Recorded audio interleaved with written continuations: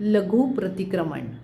भो प्रभो माझ्याकडून या भवात पूर्वभवात मनवचन काया कृतकारित अनुमोदन आरंभ सौरंभ समारंभ क्रोध मान माया लोभ प्रमाद इत्यादी विभावांच्या द्वारे खरे देवशास्त्र गुरु यांचा अविनय झाला असेल, व्रतामध्ये अतिक्रम व्यतिक्रम आले असतील, एकेंद्रियांपासून संज्ञी पंचेंद्रियांची हिंसा विराधना झाली असेल, तर माझे सर्व दोष मिथ्या होऊ देत.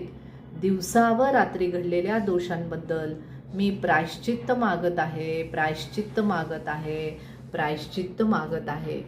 भो प्रभो मी माझ्यामध्येच राहो.